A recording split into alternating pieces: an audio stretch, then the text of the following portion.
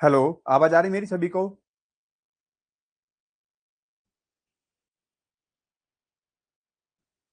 जूही, रोहित,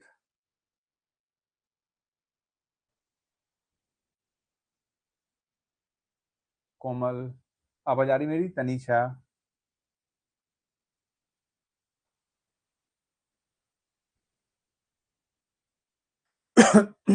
ठीक है, चलिए।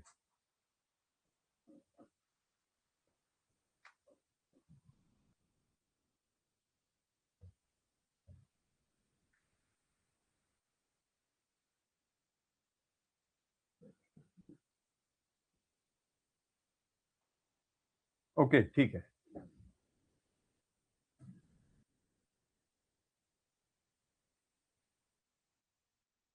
आज से स्टार्ट करना है फ्री क्रैश कोर्स सीरीज का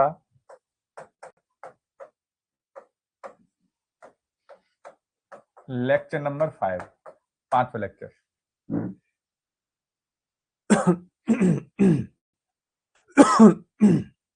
ओज स्टार्ट करना, ओज से, ठीक है। ओज के बारे में देखना है और बाद में लास्ट में धातुओं के मल के बारे में देखना है।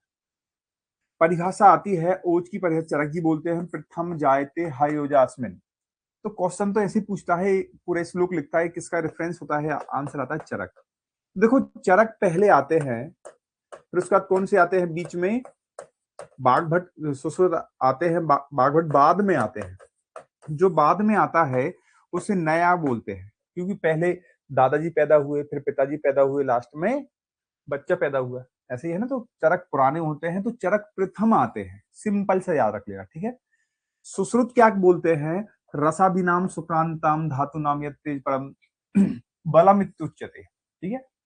तो सुश्रुत जी ने रस से शुक्र बना दिया, रस धातु से शुक्र धातु कंप्लीट बोल दी। लेकिन बाघभट्ट ने क्या किया है?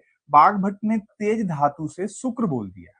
अब जो नए लोग होते हैं वो तेज चलते हैं, मतलब जल्दी जल्दी जल्दी जल्दी करने की इनको आदत होती है। और वैसे बाघभट्ट ने हमेशा चरक या सुश्रुत को कॉपी किया है। तो सुश्रुत आगे बैठे हुए थे, सुश्रुत ने रस पे ऐसा हाथ रख लिया था, और रस के बाद क्या आता है? रक्त। रक्त को क्या बोलते हैं? तेज बोलते हैं। तो यहाँ पे इन्होंने, क्योंकि एग्जाम 3 घंटे की ही होती है, अब ना जाने कब तक हाथ रखे रहते सुश्रुत जी, तो उन्होंने सुश्रुत का रस से शुक्र और बाघभट्ट तेज चल गए, तेज से शुक्र। बस ऐसे याद रखना है। फिर क्वेश्चन आता है, ओज को बल किसने बोला है? आंसर आता है सुश्रुत एवं चरक जी, बोथ आंसर। शुक्र को बल बोल, सॉरी, ओज को बल बोलने वाले कौन से होते हैं? सुश्रुत जी और चरक जी। ऐसे सिंपल आता है, ओज का मतमतांतर आता है, चरक जी ने बोला है रस, रसस्य ओजस संख्यात। इस सिंपल सा क्वेश्चन पूछा गया था मध्य प्रदेश 2010 की पीएससी में। चरक जी ने निदान स्थान के चौथे चैप्टर, इस यहां पूछा था राज किसके संदर्भ में बोला है? राज यक्ष्मा, राज यक्ष्मा के संदर्भ में बोला है। ये वाला क्वेश्चन इंपॉर्टेंट होता है, ठीक है। इसको अच्छे से याद रखना है। अब आता है गर्भ रस। यत यत सारम आदो गर्भ रस यद। गर्भ, यहां से क्वेश्चन पूछा गया था, गर्भ रस आद्रज। एक गर्भ रस आद्रज किसके लिए बोला गया है? तो आपको याद रखना पड़ेगा किसके लिए? ओज के लिए बोला गया है, ठीक है। सिंपल सा आंसर आता है। यहाँ पे एग्जामिनर क्या क्या बोलेगा? Amniotic fluid. No, amniotic fluid के लिए नहीं बोला गया। गर्भ का रस जहां बच्चा पलता है वो नहीं है, ठीक है। प्राकृतिक श्लेष्मा क्या होता है? प्राकृतस्थु बल श्लेष्मा। जो प्राकृतिक श्लेष्मा कफ होता है उसे बल संज्ञा बोलते हैं, और वही कफ यदि विकृत हो जाता है उसे मल संज्ञा बोलते हैं, ठीक है। वैसे वो पाप में, हाँ। तो ऐसा आप तो यहाँ पे लिख लो, प्राकृतिक, मैंने आपको ऐसे पढ़ा के आया था, प्राकृतिक, प्राकृतिक जो कफ होता है उसको बल बोलते हैं। उसी बल को ओज बोला गया, ओज, ठीक है। यही तो पढ़ा, ओज ही तो पढ़ रहा है। यह जो विकृत होता है, यहाँ पे लिखा है विकृत, विकृत होता है तो उसको क्या बोलते हैं? मल बोलते हैं। मल का एक नाम और होता है पापमा, क्या बोलते हैं? पापमा। तो ऐसे दो आंसर आते हैं। अब लेकिन पापमा एक निंद्रा होती है, वैष्णवी, वैष्णवी निंद्रा को क्या बोलते हैं? पापमा संज्ञा बोली गई है, पापमा। ठीक है, ये बोथ आंसर होते हैं। लेकिन पापमा ज्वर का भी पर्याय होता है, ज्वर का पर्याय। ये किसने बोला है? बाघ भट्ट जी ने बोला है। देखो कॉन्सेप्ट कल मैंने आपको बताया था, आप जितना अच्छा सोच सकते हो आयुर्वेदा में पापमा कहां कहां आया है। ठीक है, एक तो विकृत कफ के लिए बोला गया पापमा, वैष्णवी निंद्रा के लिए बोला गया पापमा, ज्वर का पर्याय बोला गया बाघ भट्ट में पापमा, ज्वर का पर्याय होता है। लेकिन एक ऐसा और आता है पापों का मूल, पापों का मूल एक किसके लिए बोला गया है? एक निंद्रा होती है, कौन सी निंद्रा होती? तमो भवा, तमो भवा। आपको स्वास्थ्यवृत्ता में सब पढ़ाए गए हैं, तो देखो यदि आप ऐसा पढ़ सकते हो तो हर एग्जाम को निकाल सकते हो। ये सिंपल होता है, सरल होता है। आयुर्वेदा में करियर बनाना बहुत ही सिंपल होता है। ठीक है, आपको बस एक तरीके से पढ़ने की आवश्यकता होती है, जिस प्रकार से मैंने अभी आपको पढ़ाया है आप देखें। फिर आता है थोड़ा 1 मिनट रुको, ये तो पुराने नोट्स हैं मेरे।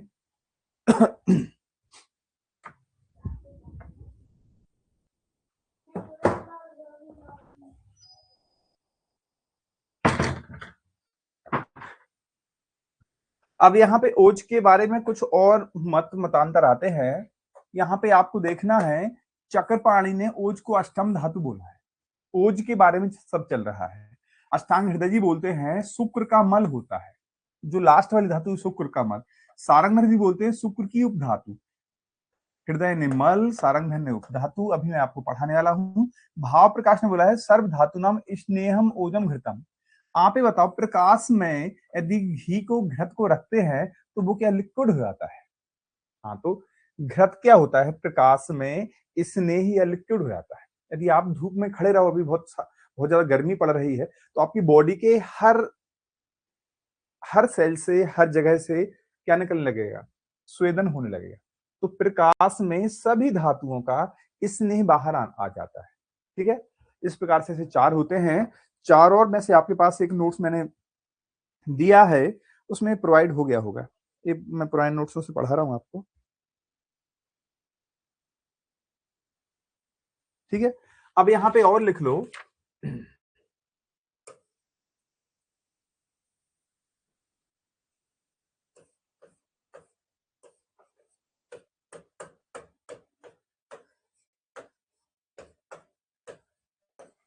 ठीक है, क्या लिखो? भेल ने क्या बोला? भेल, भेल बोलते हैं पूरे शरीर का सार, पूरे शरीर का सार होते हैं। अष्टांग संग्रह जी बोलते हैं धातुओं का सार, धातुओं का सार। समझना है आपको। दलहन जी बोलते हैं शुक्र का स्नेह, शुक्र का स्नेह। और काश्यप जी बोलते हैं पंचरस, पंचरस। देखो 4 तो यहाँ पे लिखे थे, 4 मैंने यहाँ पे लिखा दिए। अब एक बार और हाईलाइट करता हूं।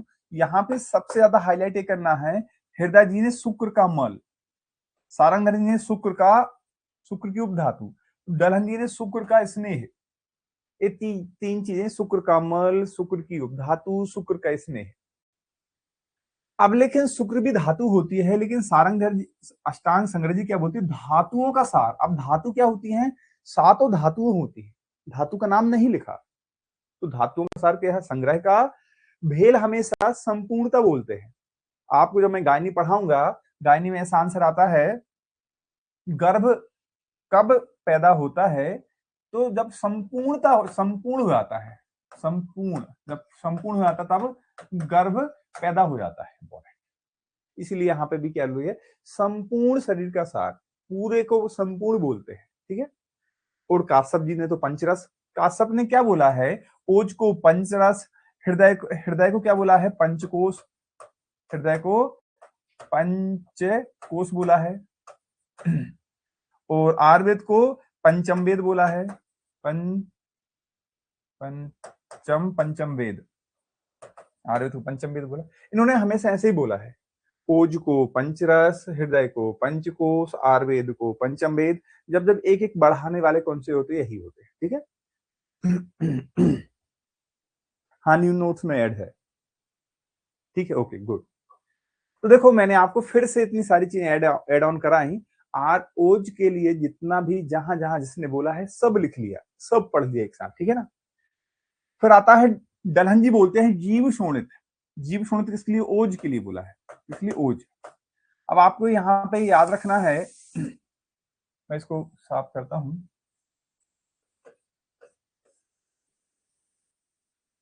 ठीक है। अब कुछ पॉइंट्स आपको ऐसे ऐसे ऐसे पढ़ो।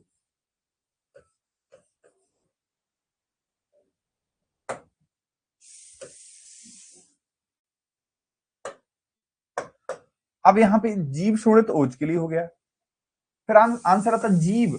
जीव किस लिए बोला गया है, पारद, पारद, और दूसरा आता है आत्मा, बोथ आंसर।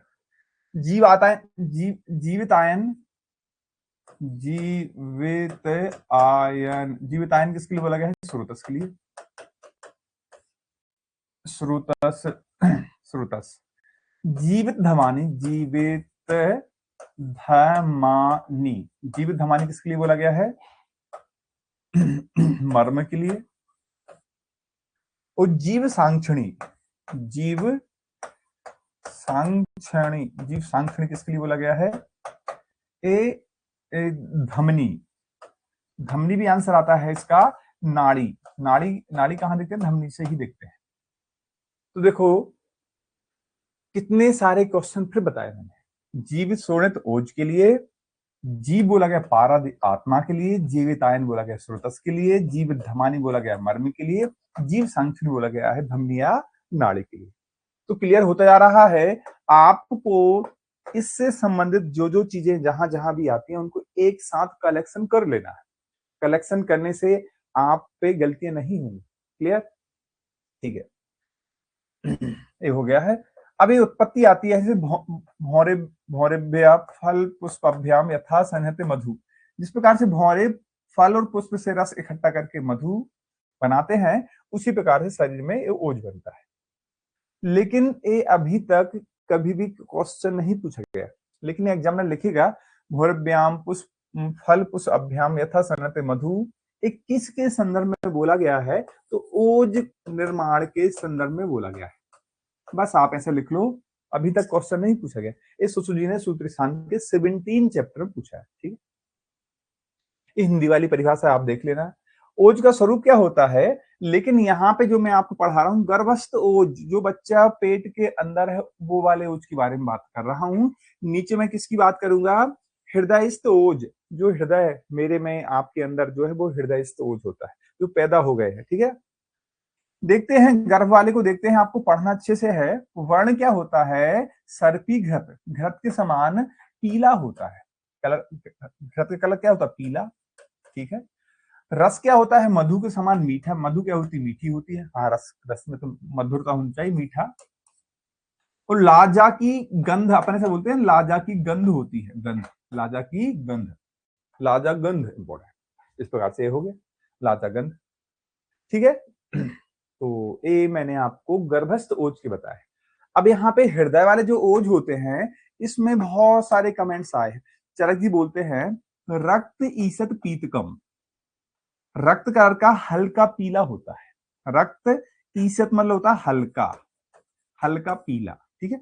बाघभट्ट ने उसी का बोला है ईसत लोहित पीतकम, रक्त का नाम चेंज किया है बस, रक्त को लोहित भी बोलते हैं, लेकिन रक्त लिख देगा तो चरक, लोहित लिख देगा तो बाघभट्ट, ठीक है। चक्रपाणी तो चरक के टीकाकार होते हैं, इसलिए उन्होंने श्वेत वर्ण बोल दिया। सुश्रुत में ऊ की मात्रा होती है शुक्ल, सुश्रुत में शुक्ल, शुक्ल पीत, अब शुक्ल पीत कलर का होता है। काश्यप किसके डॉक्टर होते हैं, बच्चों के डॉक्टर होते हैं, और बच्चे जब भी पैदा होते हैं पिंकिश पैदा होते हैं। आपने देखा होगा जब आपने अफगार स्कोरिंग पढ़ी होगी तो वहां पे ऐसा होता है, अफगार स्कोर के 10 पॉइंट होते हैं वो देखते हैं। तो अवश्या मतलब होता है श्वेत होते हैं बच्चे, बच्चे कैसे होते हैं, पिंकिश होते हैं। काले के अभी नहीं, काले का कुछ नहीं होता है। अवस्याव रक्त पीतकम, मतलब बच्चे हमेशा पिंक या व्हाइट ही पैदा होते हैं, इसलिए उन्हें आ लिख दिया कि हमारे हमको तो सिर्फ बच्चों से काम होता है। ठीक है। दलहन किसके टीकाकार होते हैं? सुश्रुत के, इसलिए श्वेत तेल और छौद्र। ठीक है। चरक जी किसके थे? चक्रपाणी चरक के थे। जब चक्रपाणी ने कलर बोला तो इन्होंने बोला हाँ ठीक है, मैं भी मेरे आचार्य का श्वेत और भी बढ़ा देता हूँ, तेल और छौद्र बोल देता हूँ। ये दोनों टीकाकार हैं, तो दोनों के श्वेत तो चक्रपाणी ने एक होता है, लेकिन दलहन ने दो अतिरिक्त और बोल दिए। ऐसा भी क्वेश्चन बन गया ओज के, हाँ, दलहन के अनुसार वर्ण के आधार पर ओज के 3 भेद किसके होते हैं? तो आपको रेफरेंस बताना पड़ेगा दलहन, वही होते हैं श्वेत तेल छौद्र। ऐसा भी क्वेश्चन आ गया। ठीक है ना। अब आते हैं ओज के 2 भेद किसने बोले? चक्रपाणी। मैंने आपको क्या बताया था? रस के 2 भेद, धातुओं के 2 भेद, ओज के 2 भेद। अभी मैं और बताऊं, मल के 2 भेद। जितने भी दो दो दो दो क्रिया शरीर में, सभी 2 के आंसर आंख बंद करना और चक्रपाणी लगा देना। ठीक है, चक्रपाणी आंसर आता है। कौन से 2 भेद होते हैं? एक अपरोज होता है, दूसरा परोज। अपरोज संपूर्ण शरीर में व्याप्त होता है, अर्धांजलि प्रमाण का होता है, कफ स्वरूप वाला होता है। परोज हृदय में होता है, अष्टबिंदु वाला होता है, पित्त स्वरूप वाला होता है। अभी याद तो हुआ नहीं, अब याद करते हैं। देखो कैसे याद करेंगे इसको।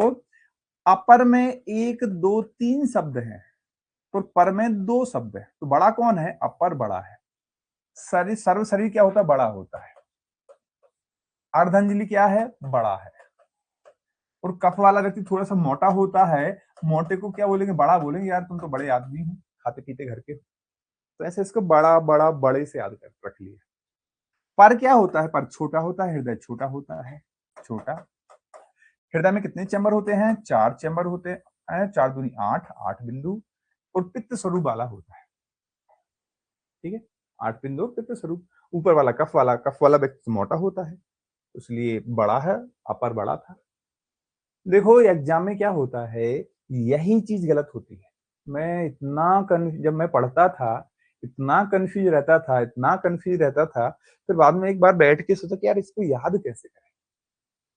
जब एक बार याद कर लिया, अब जीवन भर याद रहता है। आपको भी याद रहेगा। अपर में 3 शब्द, बड़ा, सर्व शरीर, पूरा शरीर बड़ा होता है, अर्धांजलि बड़ा होता है, 8 बिंदु छोटा होता है। क्लियर। यहाँ पे आती है अरुण दत्त अष्टांग हृदय ने परोज की मात्रा 6 बिंदु बोली है। कल एक लड़के ने बोला था कि सर 8 बिंदु किसकी होती है? 8 बिंदु किसकी होती है? हिमाद्री, हिमाद्री की होती है। ठीक है, तो ऐसे याद रख लेना, 8 बिंदु हिमाद्री की ओर याद हो गई थी।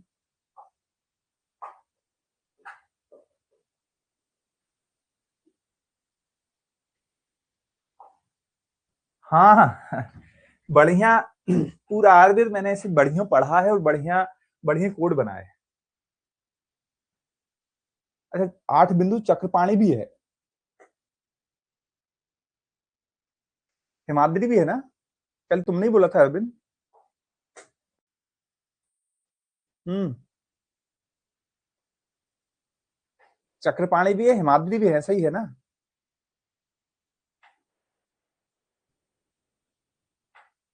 ओके ठीक है। यहाँ पे चक्रपाणी भी लिख लो, चक्रपाणी। ठीक है, गुड, बहुत बढ़िया। बोथ, ठीक है, गुड। तो देखो आयुर्वेदा को पढ़ने के तरीके होते हैं। मैंने क्या बोला, आयुर्वेदा में करियर बनाना बहुत सिंपल है दोस्तों। जब भी AIPT मुश्किल से 20 से 25 हजार लोग देते हैं, क्या हजार। और आप यही अभी नीट होने वाली है, नीट यदि उठा के देखोगे, हर साल कम से कम 30 से 35 लाख स्टूडेंट्स देते हैं, लाख। और जब अपने 20 से 25 हजार स्टूडेंट्स होते हैं, मुश्किल से इसमें से 2000 स्टूडेंट्स पढ़ते हो, मुश्किल से। और 1000-1200 तो सीटें ही होती, 1000-1200 तो पढ़ने के मतलब सिलेक्शन के चांसेस ज्यादा होते हैं यदि आप अच्छे से एक बार पढ़ लो तो। फिर यही PG गवर्नमेंट जॉब की बात आती है। वैसे गवर्नमेंट जॉब में भी फिर से कम फॉर्म निकलेंगे, सब चीजें फिर आ जाएंगी। चरक, चक्रपाणी, हिमाद्री, ओके। आप बोले चरक का भी होता है, चरक, ठीक है, इन तीन के हुए। हिमाद्री, चक्रपाणी और चरक के 8 बिंदु होता है। अष्टांग हृदय अरुणोदत्त का कितना होता है? 6 बिंदु होता है। ठीक है। तान्या ने एक और बताया, अरुणोदत्त लिखा तो है, अरुणोदत्त का 6 बिंदु ही लिखा है। सुधांशु वर्मा, क्लियर। चलो, ये मैंने आपको बता दिया वर्ण के आधार पे ओज के स्थान आते हैं। आचार्य बेहल ने ओज के 12 स्थान बताए हैं। रेफरेंस क्वेश्चन पूछता है किसने 12 स्थान बताए हैं? ओज बेहल ने। अब दोष कितने होते हैं? 3। धातुएं कितनी होती हैं? 7। मल कितने होते हैं? 3। इनका टोटल करोगे तो कितना होता है? 13। तो सर एक क्यों याद करा दिया? अरे ऐसे ऐसे याद रखो, तीनों दोष होते हैं, 7 धातु होती है, 3 मल होते हैं, तो सारे तो 13 हो गए हैं। हाँ तो बाबा इसमें से केवल वात हटा देना वात हटा दोगे तो कितने हो जाएंगे? 12 हो जाएंगे। अरे 13 माइनस वात, एक दोष हटेगा तो 12 हो जाएंगे, है नहीं? त्वक सोड़ित मांस में दस्ती मज्जा शुक्र स्वेद मूत पुरीश श्लेष्म पित्त। क्या नहीं है? वात। क्या नहीं किया? रटने की कोशिश नहीं की, समझने की कोशिश की। तीनों दो, 7 धातु है, तीनों मल होते हैं, 2 से 1 वात हटा देना, सारी सभी चीजें याद हो जाती हैं। सर्वदेह देह सा अवयवन स्तेन व्याप्तो भवती, सर्व शरीर में होता है, ऐसे बता रहे हैं। सीरियंते शरीराणी शरीराम, मध्य प्रदेश सॉरी AIAPGET 2018 में एक क्वेश्चन पूछा गया था, सीरियंते शरीराणी शरीराम किसके लिए आंसर आता है? तो सभी स्टूडेंट्स क्या लगा रहे थे? शुक्र लगा रहे थे। नो, शुक्र का नहीं होता, किसका होता है? ओज। बस यही तो पढ़ना है आपको।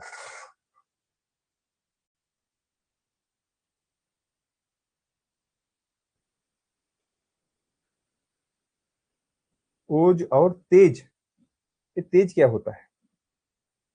तान्या तेज नहीं पता मेरे को, तेज क्या होता है? ठीक है देखना, हृदय में क्या होता है? तत्व पर ओज, पर ओज के स्थान होता है, और चेतना का स्थान क्या होता है? हृदय होता है। परोज का स्थान हृदय है, चेतना का स्थान भी हृदय होता है। ओज के गुण कितने होते हैं? 10 गुण होते हैं। ठीक है। अब ये वाला ऐसा क्वेश्चन आया कि ओज के गुण कितने हैं? 10। तो अब आंसर आता है ओज के 10 गुण होते हैं, तो किसी और के भी 10 गुण होते हैं। हाँ, गो दुग्ध, गो दुग्ध के कितने गुण होते हैं? गो दुग्ध के 10 गुण होते हैं। Very good. और भी किसी के 10 गुण होते हैं? हाँ होते हैं ना सर। किसके होते हैं? विष के। विष के भी कितने गुण होते हैं? 10 गुण होते हैं। और भी किसी के होते हैं सर? हाँ होते हैं। किसके होते हैं? मध्य के। मध्य के कितने गुण? 10 गुण होते हैं। वेरी गुड, तो याद हो गए। अब आंसर आता है कि सर आपके ओज के 10 गुण, दुग्ध के 10 गुण, विष के 10 गुण, ओज के 10 गुण होते हैं, तो ये समान भी होते हैं? हाँ होते हैं ना। ओज के 10 गुण गो दुग्ध के समान होते हैं, मतलब जो ओज के गुण हैं वही 10 के 10 गो दुग्ध के होते हैं, गाय के दुग्ध केवल। ठीक है, ओके। तो सर ऐसा विष का भी होता है? हाँ, विष के जो 10 गुण होते हैं मध्य के समान होते हैं। विष के जो 10 के 10 गुण होते हैं मध्य के 10 के 10 गुण से मैच करते हैं। ऐसा आंसर हो जाता है। ठीक है, तो ये भी हो गया। अब सर ये तो क्वेश्चन हो चुका, अब ऐसा विपरीत भी होता है? हाँ होता है। ओज के 10 गुण मध्य के विपरीत होते हैं,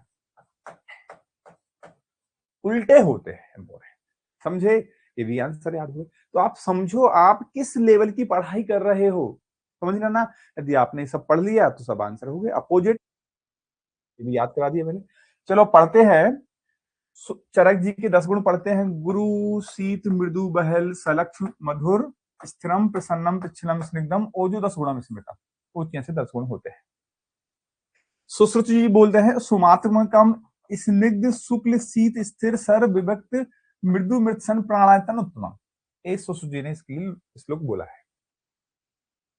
अब ये बोला है कि सर जो ओज के 10 गुण होते हैं, कफ के कितने गुण होते हैं? कफ के कितने गुण होते हैं, कोई बताएगा मेरे को? कफ के 7 गुण होते हैं। चरक ने कफ के 7 गुण बताए हैं। तो कफ के 7 गुण ओज के कितने गुणों से मैच करते हैं? कफ के 7 गुण ओज के 7 गुण मैच करते हैं। तो अरे, तो कफ का श्लोक यदि सबको याद है तो वो 3 आंसर अलग हो जाएगा। अरे, कफ का श्लोक याद कराया था मैंने, अरे पहले दिन क्लास में आपको मैडम ने बताया होगा। क्या था कफ का? यदि कफ का श्लोक याद है तो यहाँ पे वो 3 आंसर अलग हो जाएंगे। अरे क्या था कफ का गुण? गुरु, शीत, मृदु, स्निग्ध, मधुर, स्थिर, पिछला। क्या होता है? गुरु, शीत, मधुर, स्निग्ध, मधुर, स्थिर, पिछला। आप यहाँ पे 7 गुण लिख लेना और जो जो गुण इसमें नहीं हो उनको अलग कर देना, वो अतिरिक्त होते हैं। क्लियर? मैं फिर रिपीट करता हूं, आपको कफ का श्लोक याद होना चाहिए। गुरु, शीत, मृदु, स्निग्ध, मधुर, स्थिर, पिछला, 7 गुण चरक ने बताया। ठीक है, ये भी आंसर आ गया। तो 3 जो क्वेश्चन जो हट रहे थे वो बाय डिफॉल्ट बन जाएंगे। अरे यस या नो? थोड़ा बोलो यार, मेरे को ऐसा लगता है कि आपका सब डब्बा गोल है। डब्बा गोल नहीं होना चाहिए आपका। फिर आता है कि चलो सर, ये तो आपने ये भी बता दिया, अब आप ये बताओ कि चरक के गुण, चरक एवं सुश्रुत के कितने गुण मैच करते हैं? तो उसका आंसर था 4। ठीक, कितने मैच करते हैं? 4। अब सर वो 4 कौन कौन से होते हैं? तो 4 को याद रखना पड़ेगा। स्निग्ध होता है एक तो, क्या एक स्निग्ध होता है, फिर क्या होता है? शीत होता है। देखो स्निग्ध ऊपर है क्या? हाँ स्निग्ध है। शीत है क्या? हाँ शीत भी है। स्थिर है क्या? हाँ स्थिर भी है, ऊपर लिखा हुआ है।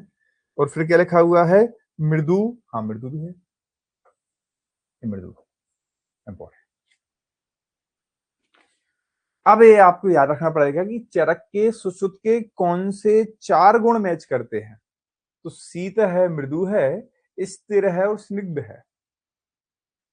3 तो खैर एस वाले से याद करेंगे तो यहाँ पे भी एस लिखा हुआ है, ठीक है, लेकिन S3 और M लिखा है, ऐसा लिखना पड़ेगा आपको।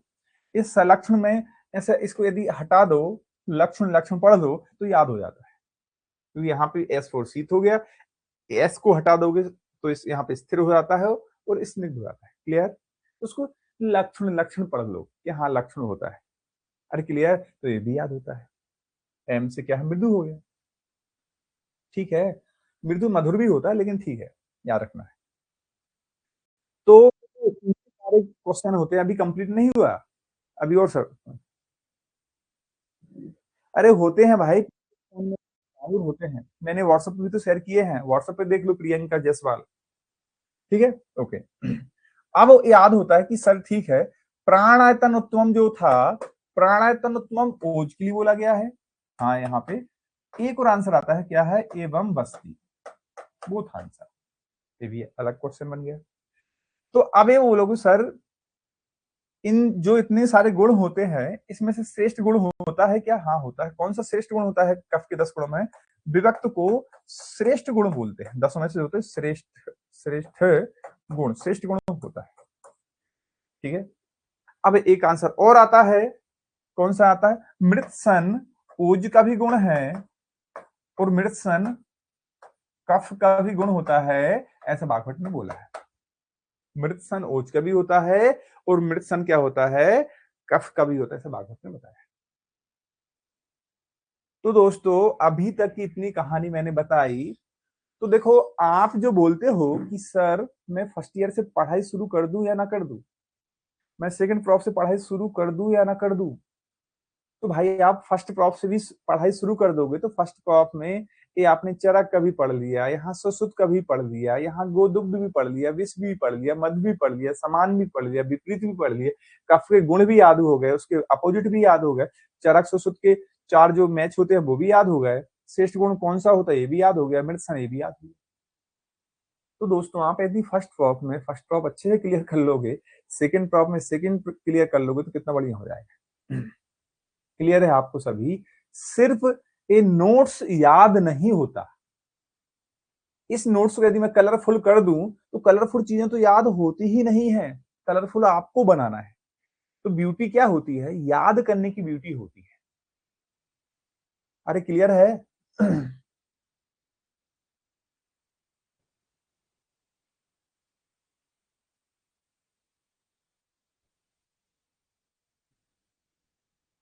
ठीक है यार, वो व्हाट्सएप पे मैं डाल दूंगा, मैं व्हाट्सएप पे आपको लिंक शेयर कर दूंगा। ठीक है, ओके। ये याद हुआ आपको? अरे दे दूंगा भाई, अभी एक लिंक शेयर कर दूंगा, उस लिंक से डाउनलोड कर लेना, फिर व्हाट्सएप पे जाना। ठीक है, ये छोटी सिंपल चीजें हैं, आपको एप्लीकेशन चलाने आना चाहिए। इंपॉर्टेंट चीज तो ये है कि हाँ सर ये मेरे को बन पा रहा नहीं बन पा रहा, आपको क्लियरिटी होना चाहिए। बाकी तो सब सेकेंडरी चीजें हैं। एप्लीकेशन आप खूब चलाते हो, प्रिज्म नहीं चला पाते। अरे व्हाट्सएप पे नहीं हो तो भाई मैं शेयर करूंगा ना लिंक, आप ज्वाइन करना। ठीक है, आप यदि एप्लीकेशन पे डाउनलोड नहीं हुआ तो ठीक है। चलो पहले ये बताएं, क्लियर है चीजें? कितने सारे क्वेश्चन आएंगे यहाँ से, ओज से एक या दो क्वेश्चन आते ही आते हैं। पहले क्लियरिटी का बोले, ताकि ये सेकेंडरी चीजें हैं।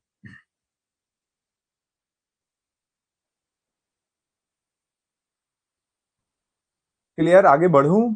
ऐसे में ऐसा लगता है कि 20-50-100 बच्चों को ही क्लियर होता है, क्योंकि आपको यस लिखना बहुत जरूरी है। ठीक, चलो ओके, ठीक है, समझ गया हूँ। मैसेज किए तो सबको क्लियर है, ओके बाय। तो अब अब यहाँ पे आंसर आते हैं कि ओज के कार क्या होते हैं। तद बलेन स्थिर उच्चतम मानसिता सर्वश्रेष्ठ स्वप्रतिघाता। ये क्वेश्चन किसी से नहीं बनता है, किसी से नहीं, क्योंकि एग्जामिनर जब यहाँ पे इसको लिखता है और ऑप्शन में क्या लिखता है, वायु। वायु क्या करती है, सभी चेष्टा कौन कराती है, वायु कराती है। लेकिन रटना है, वो सभी आंसर वायु वायु के हो सकते हैं, लेकिन सर्वश्रेष्ठ स्वप्रतिघाता ओज का गुण होता है, ओज के कार्य में आता है। ये अच्छे से रटना है, बगैर रटे नहीं बनेगा। आप दिमाग लगाओगे तो क्वेश्चन गलत हो जाएगा। यहाँ लिखा है स्वर वर्ण प्रसादो हृदय नाभ्यम कर्णम च, ये लिखा है। ठीक, तो इसी को सबसे ज्यादा रटना है। सर्वचिष्ट सुप्रतिघाता, सर्वचिष्ट सुप्रतिघाता किसका होता है, ओज के कार्य के लिए बोला गया। ठीक है ना?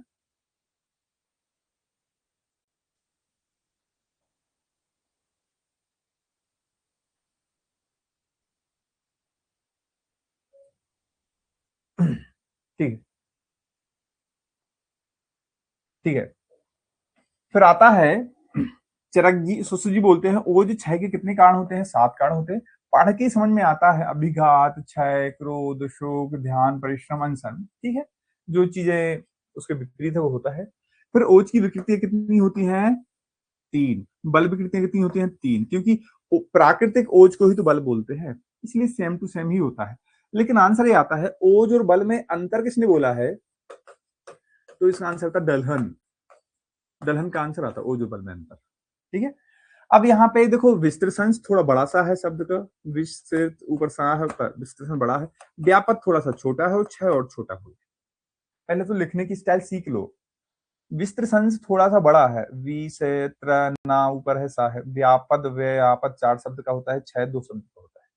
ठीक है, ये लिखिए, सेम वैसे ही लिखा है। अब इसकी मीनिंग समझ लोगे तो इनके आंसर बन जाएंगे। विस्तृत की मीनिंग होती है अपने, यहां लिख लो, यहां अच्छे से लिखो आप तो, अपने स्थान से हट जाना, अपने स्थान से हट जाना। मतलब कोई बॉस है, कोई एमडी है, जो भी है, प्रिंसिपल है, वो अपने स्थान पे नहीं है। व्यापक की मीनिंग क्या होती है, गुणों में कमी।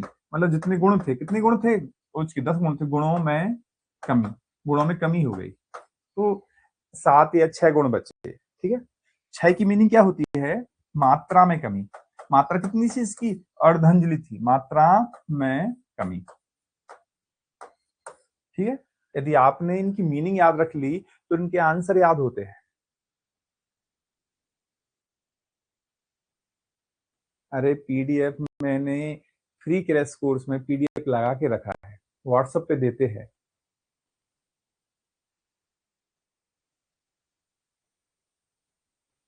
अरे फ्री क्रैश कोर्स ले लो भाई, नहीं लिया है तो। 1 रुपए का तो है। 1 रुपए ज्यादा कीमत है या कम कीमत है?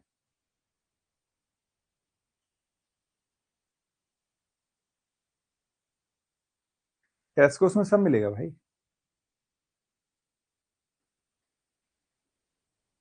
अरे क्यों नहीं रहेगा यूजफुल? एक क्वेश्चन नहीं पूछेगा क्या? अकी पंथ, अखिल पंथ, एक क्वेश्चन नहीं पूछेगा क्या? लेकिन और भी पढ़ना पड़ेगा इसके अलावा भी, ये तो बहुत इंपॉर्टेंट है।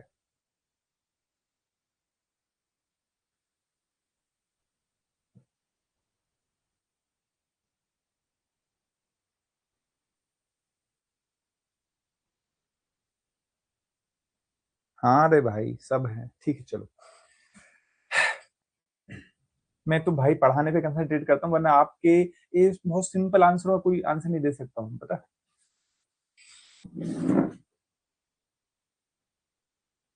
हाँ, फ्लो डिस्टर्ब हो जाता है भाई, मैं भी यही सोच रहा हूँ। अब आ जाएगी पाटिल। ठीक है, चलो मैं फिर से रिपीट करता हूँ इसको।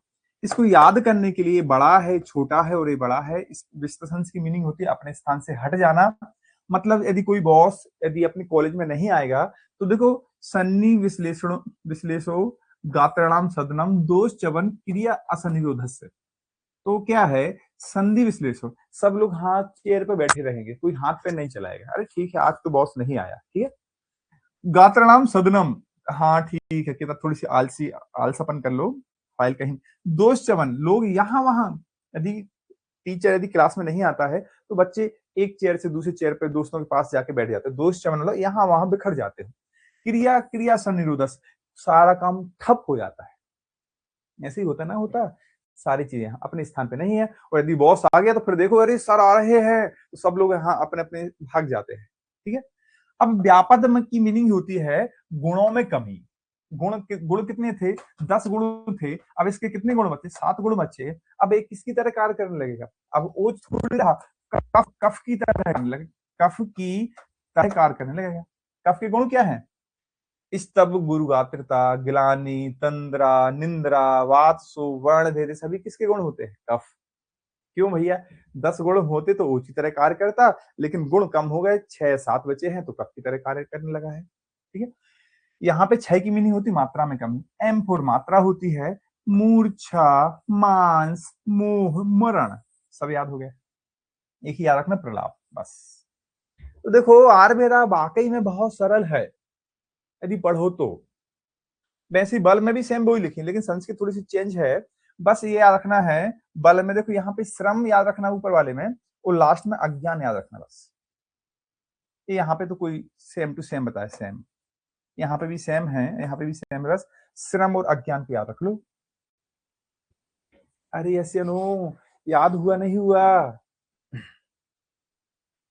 याद करने पे फोकस करना है। पीडीएफ तो व्हाट्सएप पे मिल जाएगा, या पीडीएफ पीडीएफ जब आप एप्लीकेशन होता ऐप होता है जिसमें आप डाउनलोड करते हो, जो मोबाइल की फाइल होती है, फाइल के डाउनलोड पे आपको मिल जाएगा, ठीक है। इंपॉर्टेंट होता है याद करना, ठीक है। तो कितनी सिंपल तरीके से चीजें बन सकती हैं, याद रखना है। ओज क्षय आता है, भवेत दुर्बलो अभीक्षणम धैति व्याधि इंद्रिय, बस। ये वाला मध्य प्रदेश 2010 की पीएससी में क्वेश्चन पूछा गया था। ये किसके लिए बोला गया? ओज क्षय के लिए बोला गया। दुष्क्षयो दुर्मनाम क्षयो क्षाम ओजस। मनुष्य भयभीत रहता है, दुर्बल हो जाता है, सदैव चिंतित और ध्यानभंग रहता है। ये वाला क्वेश्चन पूछा गया था। इंद्रियां व्यथित रहती हैं, क्रांति, मलिन, मन उदास रहता है, शरीर रुक्ष और क्रस हो जाता है। कुछ भी पूछ सकता है एग्जामिनर आपसे, कुछ भी पूछ सकता है, ठीक है ना। आज का लास्ट टॉपिक आता है मल, धातुओं के मल। यहाँ पे चरक जी, बागभट्ट जी, सारंगधर जी, सुश्रुत जी, और सारंगधर जी ने थोड़ा डिटेल और बताया है। तो देखो, रस का क्या होता है? कफ, सबको पता है। जो रक्त है वो पित्त है, जो पित्त है वो रक्त है। मांस का होता है खमल होता है। मेद में दा आता है, स्वेद इसका होता है। अब यहाँ पे देखो, ये 4 जो धातुएं हैं सभी की सेम है।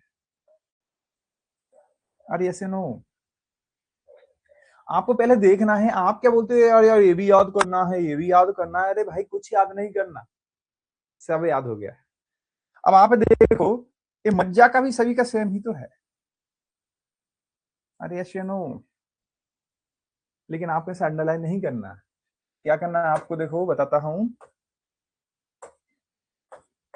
आपको सिर्फ क्या करना है, इसको हाईलाइट करना। किसको? इस वाले को। सॉरी, अस्थि।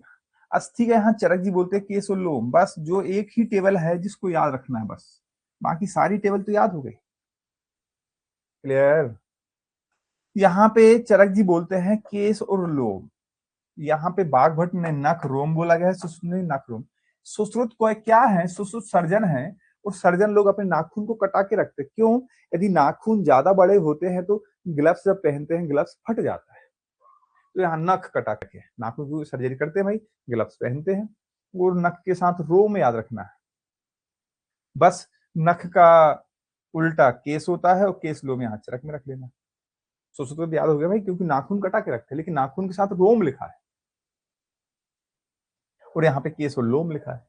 ठीक है। अब यहाँ पे ओज का तो इन्होंने बताया नहीं, लेकिन बाघ अभी मैंने याद कराया था ना, अष्टांग हृदय जी ने शुक्र का मल बोला है, सारंग हृदय जी ने उपधातु बोली है, दलहन ने शुक्र का स्नेह बोला है। अरे ऐसे नो अभी 4 5 8 पॉइंट बताए थे मैंने। तो यहाँ पे इन चार को याद करने की आवश्यकता ही नहीं है। इसको मज्जा को भी याद करने की आवश्यकता नहीं, शुक्र में अकेला इसको याद रखना है। जो याद रखना है बस चरक का और सुसुप का याद रखना है, क्योंकि बाघ भक्त सुसुप सेम होते हैं। अब दलहन जी बोलते हैं, सारंग जी बोलते हैं, भाई साहब ये पित्त 5 प्रकार का होता है। कौन सा पित्त? ऐसी स्पेसिफिक चीजें बता रहे हैं। जीभा नेत्र कपोल गत का जल। हाँ ठीक, कफ को होता है, कफ तो पानी ही है, कहाँ कहाँ का। पित्त 5 प्रकार का, तो कौन सा पित्त? रंजक पित्त। हाँ क्यों? रस से रक्त का रंजन कौन करता है? रंजक पित्त करता है। मल तो क्या, खमल की मीनिंग क्या होती है? आंख नाक कान के जो मल होते हैं, आंख नाक कान के मल को खमल बोलते हैं। फर्स्ट ईयर वालों को बताना पड़ता है। उन्होंने क्या कान में उंगली डाल दी, सुन ही नहीं रहे वो। ठीक है, तो यहाँ का कान का हो गया। श्वेत तो बहुत जगह आता है, पूरी बॉडी से आता है, लेकिन जीभा दंत कक्षा मेढ का मल यहाँ बता दिया। नख, यहाँ पे नख में से कितनी लड़ाई चल रही है, एक ही बताओ आप कि नख ठीक है, क्योंकि सुसु जी जब सर्जरी करते हैं ग्लव्स फट जाते हैं। हाँ वो सही बता रहे हैं आप। मल, हाँ यहाँ तो बता रहे हैं ना, अच्छी तो किसने, नेत्र तो किसने, नेत्र, लेकिन नेत्र का मल। हाँ ठीक है, नेत्र आंखें सुबह सुबह जब जगते हैं ना, जो बच्चों को आता है बस वो बता रहे हैं नेत्र का। यहाँ पे सबसे बेहतरीन बताया है मुख्य स्निग्धिका या पिटिका। पिटिका को बोलते हैं यौवन पीड़िकाएं। जब आप बड़े होते हो, 14-15 साल के आते हो, तो यौवन यौवन पीड़िकाएं होने लगती है, यौवन पीड़िकाएं होने लगती है। और दलहन जी बोलते हैं श्रमसु। श्रमसु मतलब दाढ़ी, दा दाढ़ी मूछ। दाढ़ी मूछ किसकी होती है? दलहन। श्रमसु मतलब जब बड़े होने लगते तो दाढ़ी मूछ आने लगती है। ये शुक्र के लिए बोल रहे हैं। तो इतनी सी थी ये कहानी, लेकिन ठीक है, ये भी आपके उसमें नहीं है, लेकिन मैं अभी इसको पढ़ा देता हूँ। मल तो 3 ही प्रकार के होते हैं, पुरुष है, मूत्र, स्वेद होते हैं। अंजलि प्रमाण कल मैंने आपको याद करा दिए। अब आंसर आता है मलों में महाभूत किसने बताए हैं? तो आंसर आता है किसने? बाघभट्ट। फिर आंसर आता है मलों के कर्म किसने बताए हैं? तो आंसर आता है सुश्रुत। ऐसे 2 रेफरेंस के क्वेश्चन होते हैं। ठीक है। अब पुरुष क्या होता है? सेमी सॉलिड होता है। पृथ्वी प्लस अग्नि प्लस पृथ्वी प्लस जल, सेमी सॉलिड होता है, और पानी उसको लिक्विड कर देती है। मूत्र क्या होता है? जब आप त्याग करते हो तो ज्यादा मात्रा में निकलता है जल, लेकिन गर्म भी होता है, अग्नि। लेकिन स्वेद की एक कंडीशन होती है, जब तक हीट नहीं होगी, तो हीट को पहले लिख दिया, और फिर उसके बाद लिक्विड आता है, मतलब स्वेटिंग होती है। इस प्रकार से बाघभट्ट ने बता दिए, बस इसको उल्टा कर दिया। अब इनके कर्मों का वर्णन आचार्य सुश्रुत ने किया है। सुश्रुत जी बोलते हैं पुरीसम उपस्तंभम वायु अग्नि धारणम। अरे भाई समझो, समझो। पुरीस में महाभूत क्या होते हैं? पृथ्वी प्लस जल। पुरीस किसका धारण करती है? वायु प्लस अग्नि का धारण करती है। एग्जामिनर जो पूछे वो आंसर देना है, ठीक है ना। महाभूत का आंसर पृथ्वी जल, और क्या उसका काम है? पुरुष का अग्नि और मल का धारण करना। इसलिए राजक्षमा में मल ही उसका बल होता है, क्योंकि 4 महाभूत उसके पास ही हो गए। क्लियर? अब कहानी आती है उपस्तंभ। सुश्रुत जी ने अविष्टम बाघभट्ट ने, अविष्टम चरक ने। अब कैसे याद होगा सर? अब देखो जैसे ऊ वाली ऊ से ऊ रिपीट हो गया, ये तो याद नहीं होगा। तो सुसु जी बोलते हैं मेरे इसमें ता आता है उपस्तम, तो सुसु में याद हो गया। ठीक है, अगला यहां चरक लगा देना, क्योंकि सुसु में तो उपस्तंभ ता से ता कोड कर गया, और बाघभट्ट ने टा लिखा है, चरक में टा लिखा है, उपस्तंभ। अब बाघभट्ट बोलते हैं अरे बाप रे यार, किसी ने याद करा दिया। तो ठीक है, बाघभट्ट बोलते हैं अब इसको याद कराओ। तो मैंने बोला कि बाघभट्ट में अष्टांग में आ आता है, तो अविष्टम आता है, आ वाला तो है नहीं। क्लियर? ये दिमाग का पूरा खेल है। आप जितना अच्छा आपके दिमाग दिमाग उसमें लगा सकते हो, उतनी अच्छी चीजें बन सकती है। क्लियर? ये बहुत बड़ी चीजें होती है। ठीक है, यही क्वेश्चन पीजी हो, पीएससी हो, कोई भी गवर्नमेंट जॉब हो, यही क्वेश्चन पूछता है। ठीक है, मूत्र क्या होता है? ज्यादा मात्रा में होता है, वस्ती में होता है, वस्ती पूर्णम, वस्ती में रहता है विक्लेद कृतम मूत्रम, क्लेद का बहन। जब आप मूत्र त्याग करते हो, मूत्र ज्यादा मात्रा में रहता है तो बह जाता है, फ्रेश होने जाते हो तब बहन मतलब बह जाना, नालियों से बह जाता है। लेकिन स्वेद क्या है? क्लेद का धारण करता है। जब भी स्वेद आता है, आपने देखा होगा मस्तिष्क पर बहुत टाइम तक रुका रहता है। क्लियर? तो क्लेद, क्लेद का धारण करता है स्वेद, और क्लेद का बहन मतलब बह जाता है कौन? मूत्र। मूत्र ज्यादा मात्रा में आता है, ठीक, 1 से 1.5 लीटर पर डे निकलता है। तो यहाँ पे त्वचा को अच्छा करने वाला है, तो त्वक सोकार सो कमार कृतम मतलब त्वचा को ब्यूटीफुल करता है। तो दोस्तों इतनी सी थी आज की कहानी। ठीक है, आप ऐसे ही पढ़ते रहिए, ऐसी चीजों को याद करते रहिए, तो आपको दुनिया का कोई भी इंसान पीछे नहीं कर सकता। मैं आपका सिलेक्शन 100% नहीं, मैं दावा कर सकता हूँ कि आपका सिलेक्शन 1000% होगा। क्यों? क्योंकि आपने चीजें बहुत अच्छे से क्लीन की है, एक बार अच्छे से पढ़ लिया तो सारी चीजें आपकी बनती है। क्लियर? अब दोस्तों मैं 2 दिन के लिए कुछ हमारे रिलेशन में गमी वगैरह हो गई, एक शादी भी है, कल का 6ठा लेक्चर नहीं हो पाएगा, तो मैं आने के बाद आपका 6ठा लेक्चर 7वां लेक्चर जो भी रहेगा मैं आपको पढ़ाऊंगा। ठीक है, मिलते हैं जब भी नेक्स्ट क्लास होगी। ठीक है, मोस्ट ऑफ 23 को होगी। ठीक है, चलिए। हाँ, संहिता की क्लास है आज, संहिता की कल भी होगी, संहिता क्लास तो होगी। ठीक है, चलो, ओके। ध्यान रखें अपना, पढ़ते रहें और अपने बिलीफ सिस्टम पे काम करें।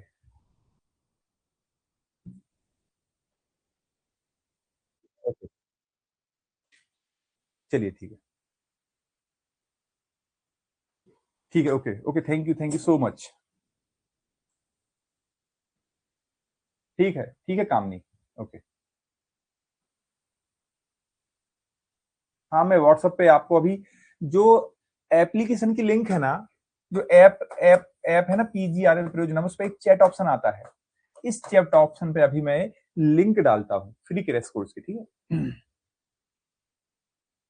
नहीं समिता की क्लास नहीं है उसमें, वो पूरा शेड्यूल है आपके पास, अखिल पंथ एक पूरा शेड्यूल दिया हुआ है। ठीक है, वो मैंने आपको पढ़ाया, क्योंकि क्रैश कोर्स में इतनी इंपॉर्टेंट चीजें आप पढ़ लोगे तो आपका 50 से 55% एकदम से बूस्ट कर जाएगा। ठीक है, अभी इसमें भी बहुत सारी चीजें छूटती आ रही देखो, अब ये तो रहता है। ठीक, चलो मिलते हैं, अभी मैडम क्लास है जस्ट अभी।